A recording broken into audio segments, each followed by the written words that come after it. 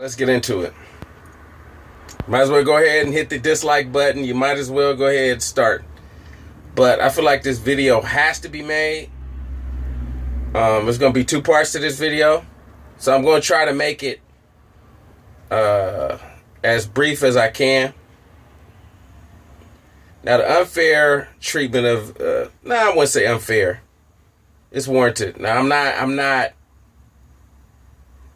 Okay, let's just get into it. Okay, so let's start about Jim Buss. Jim Buss is just the worst piece of shit that owner you could have, whatever. A lot of this is caused by ESPN, right?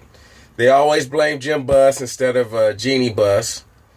A lot of this is Magic Johnson. Magic Johnson is basically Mickey Mouse. Lakers are Disney World, and the late great Jerry Buss is Walt Disney.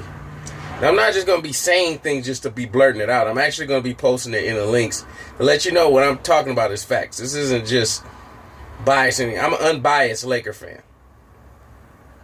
And I feel like it's deeper than Jim Buss why we have problems.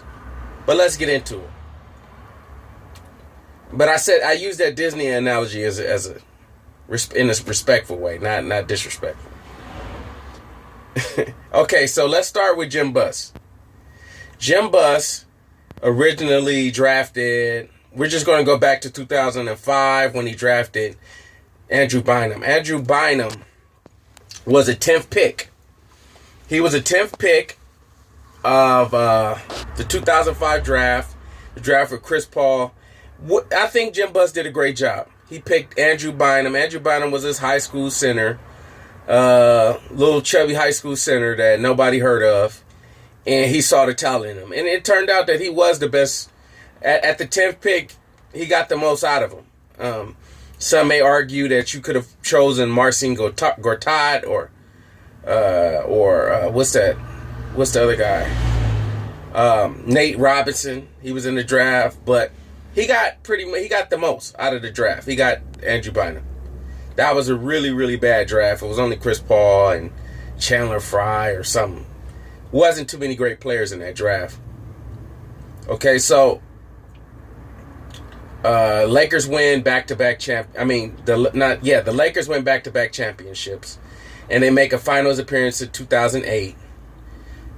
Andrew Bynum is not, because getting towards his prime in like 2010 and 2011. 2009 and 2010, Bynum is kind of trying to figuring out who he is. And the Lakers get swept by the Mavericks. The Mavericks just beat the brakes off the Lakers. And Phil Jackson was shamed off the court. It was really, really sad how Phil Jackson got beat by the Mavericks because it was the end of his contract with the Lakers. The Lakers were not going to renew. And Phil Jackson was pretty much, how we looking at Kobe now, how Kobe's missing shots. He was shamed off the court. It was sad, basically, how he went out. But we tend to forget that. We tend to forget about Phil Jackson and how he left the game. All right, so 2011's over with. They look for a coach. They don't want to hire anybody that has anything to do with Phil Jackson. So Brian Shaw's out the window, which pissed off a lot of fans. Kurt Rambis, he went to Minnesota. He was just trying to get rid of the triangle. Trying to go with something new, so he hired Mike Brown. Mike Brown was a decent hire, and we'll get into that later in hindsight, looking back. But he hired Mike Brown. Mike Brown was coming off Coach of the Year a couple years before he got hired, and he was Coach of the Year. So Mike D'Antoni hired Mike Brown. Now, 2011, this is when the start of the collapse happened. The summer of 2011, Lamar Odom is involved in a trade with Paul Gasol, three-way, some kind of trade where Paul Gasol and Lamar Odom get sent to New Orleans. I don't remember. I don't have the paper in front of me.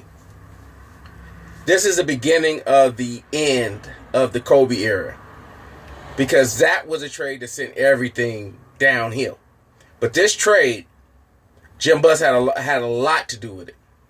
A lot to do with it. He tried to get us Chris Paul. And I'm telling you, ESPN has an agenda against Jim Buss. A lot of people aren't telling the whole story. So that's why I'm doing this video. I don't know Jim Buss. It's not my homie, not my friend. Don't know him. But I just want to be fair. So, he tries to get us CP3.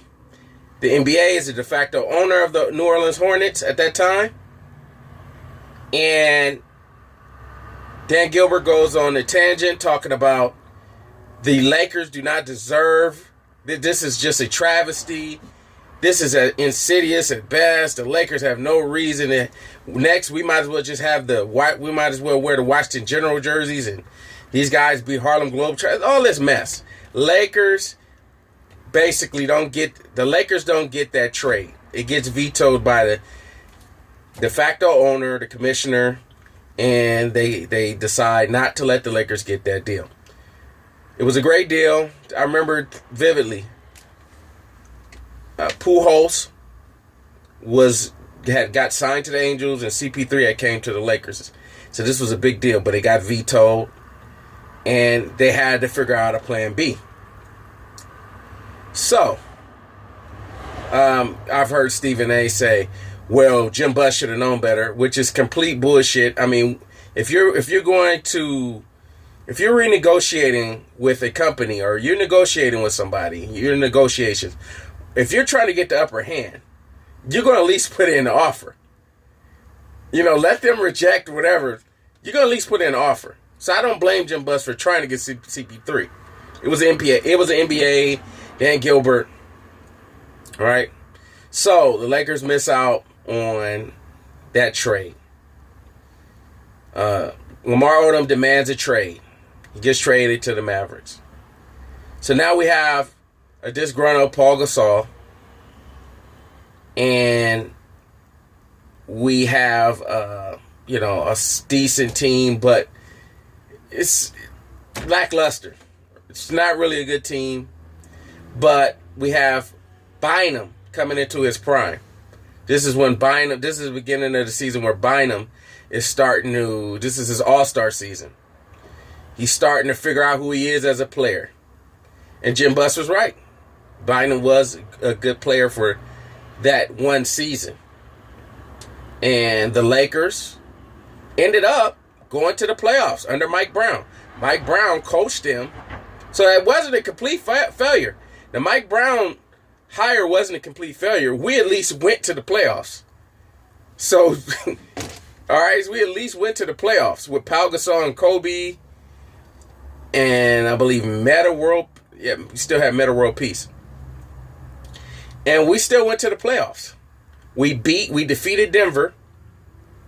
And after we defeated Denver, we went to go play against the Oklahoma City Thunder, where they gave us a gentleman's sweep. We won one game, and they beat us 4 games. It was 4 games to 1. Oklahoma City went on to compete against the Miami Heat. They lost, but they at least made it to the finals.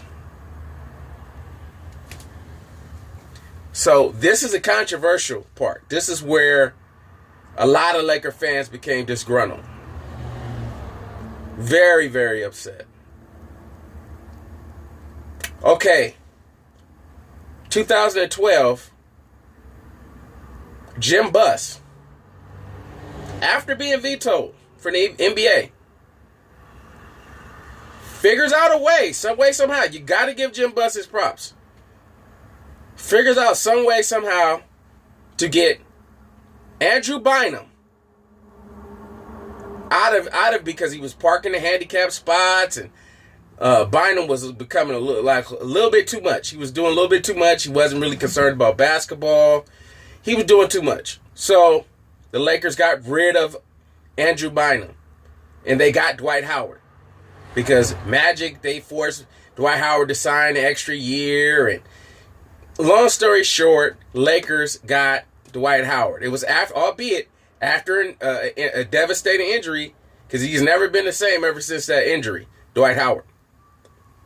And you had got Steve Nash, who was coming off of a mediocre season, but it was still Steve Nash. And you had Kobe Bryant. Kobe Bryant was coming back from the Olympics. He was laughing in everybody's face. Yeah, we got Dwight Howard. And Dwight Howard, you already know that phone call mess and all of this nonsense garbage. But he had the team right there. He had a big three. He had Nash, Dwight Howard, and he had Kobe. Now, this is where the controversy comes. But you got to give Jim Buss his props because he got rid of Andrew Bynum at the right time. Andrew Bynum was no good. After the Lakers traded him to the 76ers, he was no bueno. No bueno. Okay? But let's continue on. So, this is where the controversy happens. Mike Brown's coaching maybe 5-6 games into the season. He gets fired. You're fired, Mike Brown. I'm sorry. It just didn't work out. Sorry, man. I apologize. Mike Brown's on TMZ at the Chick-fil-A, whatever, talk to people, whatever. So they got to figure out who's going to be the next coach. Who is the next coach? Now, this is where he fucked up. I'm not defending him on this.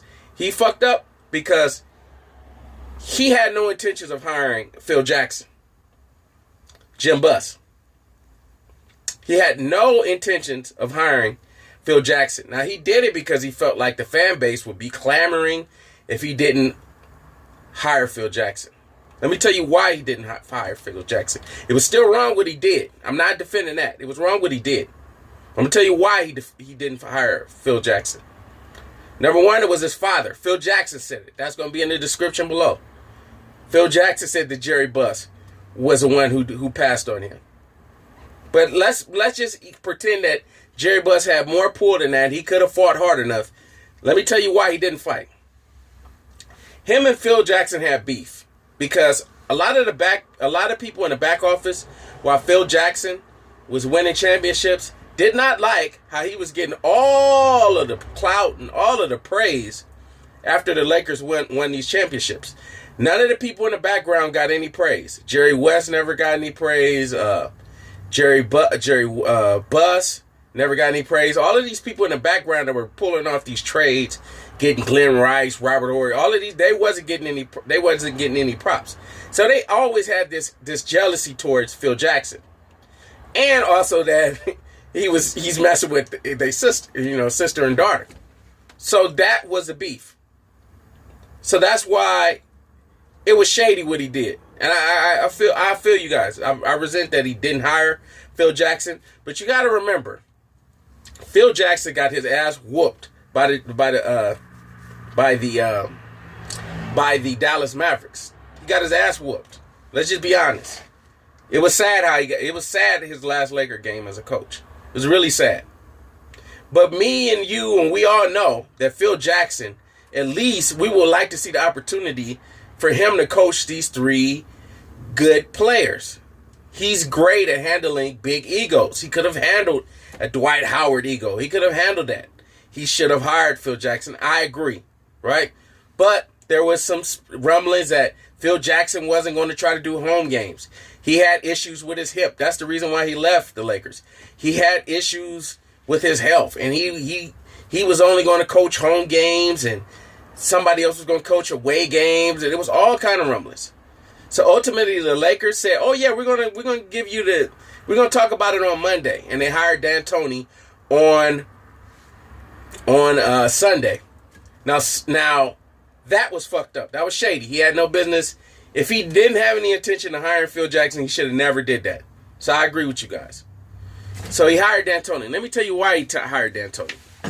He hired D'Antoni because if you look at Dwight Howard's game, Dwight Howard is not Amari Stoudemire, but he's a pick and roll type of center. And Nash runs the pick and roll. He's already familiar with the coach. You don't have to worry about teaching if Nash having to learn a new offense, all of this stuff. You basically have You got Nash, who has a deep understanding of the coach and the offense. You have Dwight Howard, who's familiar with the pick and roll because he did that with the Magic. And you have Kobe, who's basically Michael Jordan Jr.